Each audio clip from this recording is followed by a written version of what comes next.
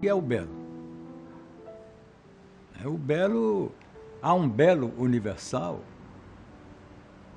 O meu belo diverge do seu belo, do outro belo, né? Eu me lembro de uma passagem de um grande escultor maranhense que teve um momento celebrado no país, chamou-se Celso Antônio de Menezes, que ele fez uma estátua do trabalhador por encomenda do presidente Dutra, para ser entronizada em frente ao Ministério do Trabalho. Era uma estátua de 3 metros de altura, de pedra.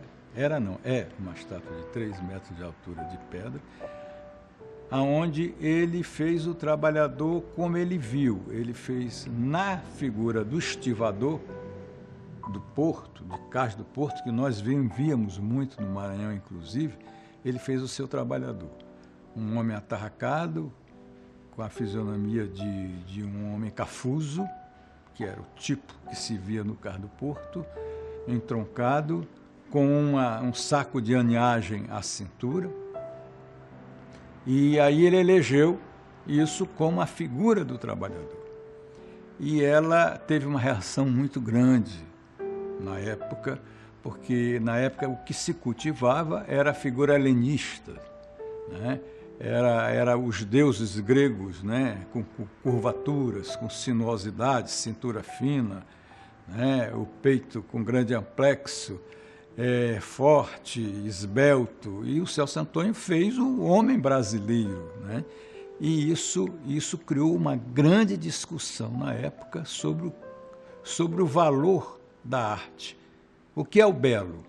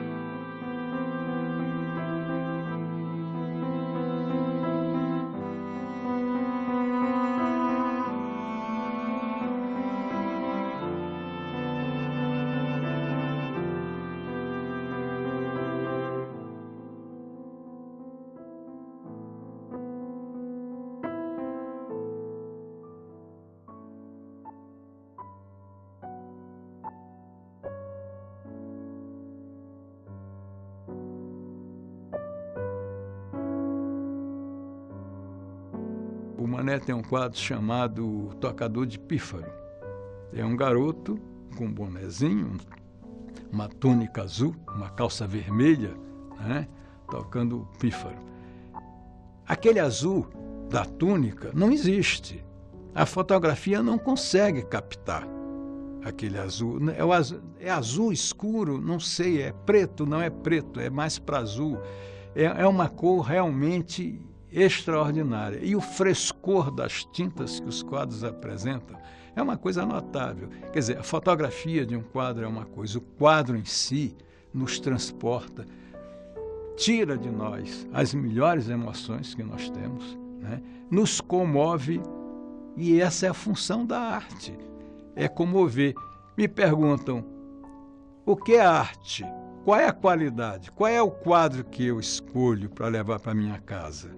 É o que o crítico fala, é o que o curador me apresenta, é o que está na moda? Não. A arte é do que você gosta. Eu olho para um quadro, eu gosto daquela pintura, eu gosto daquela escultura, eu gosto. Então, não há coisa melhor que o meu gosto pessoal. Eu gosto disso. Pode ser até que amanhã eu mude o meu gosto. Eu evolua ou involua, como se diz. Mas o que vale é o meu. Eu quero levar para minha casa o que eu gosto e não o que as pessoas dizem que é bom, né? Então, a arte, ela tem que comover.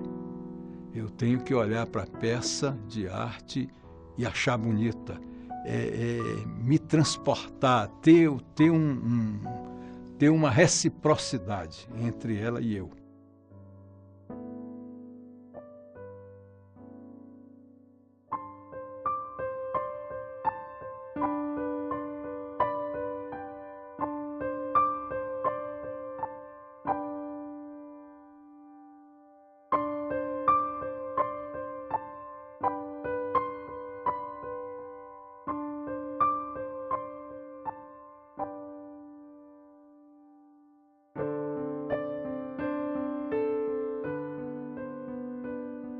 O artista maranhense nasce de um grande autodidatismo, uma grande sensibilidade. Eu não sei o que é, porque raros tiveram a oportunidade de cursar escolas superiores de artes, as chamadas escolas de belas artes, que nós nunca tivemos no Maranhão, o que é uma falha. Nós tivemos momentos excepcionais, mas individuais, né? Pessoas que praticaram uma arte de altíssima qualidade, né? E que, de certa forma, influenciaram outras. E depois houve um hiato, né? No século XX, nós tivemos 2 ou 3 grandes hiatos. E agora também tivemos, né? No século XXI. Século XXI, nós iniciamos, ou melhor, fim do século XX, a década de 90, foi uma década que aconteceu muita coisa importante na arte. Nesse cadinho, nessa efervescência cultural, entra e sai muita gente. Alguns são passageiros, entram e desaparecem. Outros se fixam e melhoram e se tornam mais conhecidos. E outros apenas por diletantismo, por hobby, fazem arte. Então, é muito difícil hoje, embora com os meios de comunicação que nós temos no país, né, mas nós temos uma dificuldade muito grande. Quem são os artistas? Eu tenho perguntado para muitas pessoas que trabalham com arte, quem são os novos que estão aparecendo, que estão surgindo, que estão se consolidando? Ninguém sabe direito, né? Tudo muito difuso.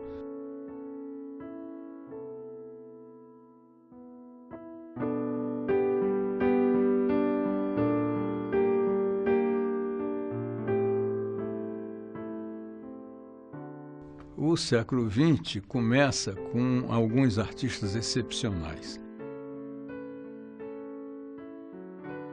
O Maranhão herdou muito da cultura portuguesa, que era forte numa cultura literária. O português, Portugal, não tinha uma arte plástica de expressão.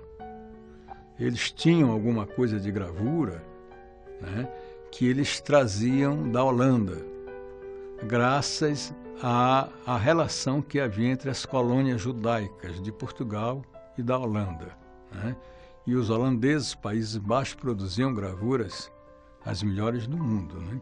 Então Portugal tinha gravuras, mas veja só, as nossas casas coloniais do Maranhão tinham adornos franceses, peças de porcelana, tinha pequenas estatuetas, tinha gravuras, né?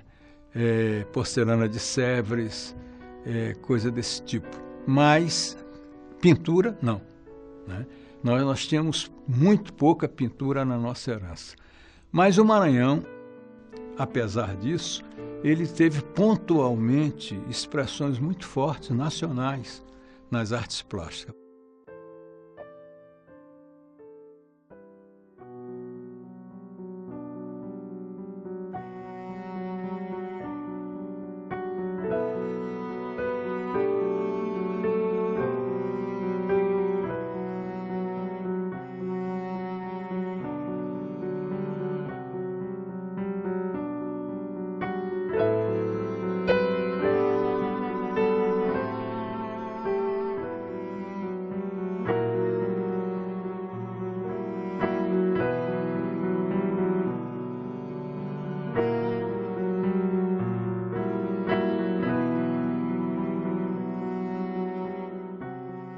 O artista, ele busca obsessivamente o seu belo, que muitas vezes não é o belo da época, nem é o belo dos outros, né? Eu posso dar um exemplo. Eu conheço um artista no Maranhão que eu reputo como um dos melhores artistas da história do Maranhão, que é um homem simples, chama-se Edson de Jesus Mondego. Mondego, quando ele desenha de uma maneira muito simples, muito fácil. Os desenhos saem despojados de qualquer preocupação, de perfeição, né? E não há ninguém no Maranhão que consiga aprender o figurativo do maranhense, relaxado, encostado, com as pernas cruzadas, pé na parede, como o Mondego. Mas o Mondego, quando pinta, ele busca a perfeição.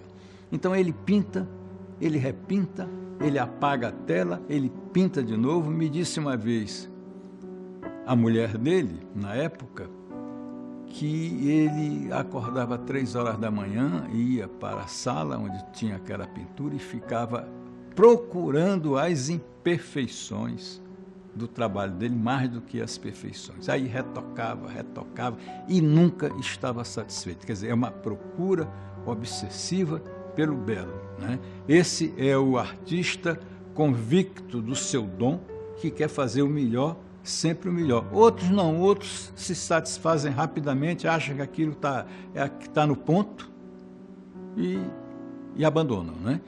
Mas há outros que sempre estão procurando a perfeição, estão se atualizando, estão se modificando, estão crescendo, né, a cada dia. Esses personagens artísticos que nós devemos respeito, devemos registro, devemos homenagem, que eles é que levam a arte ao sublime.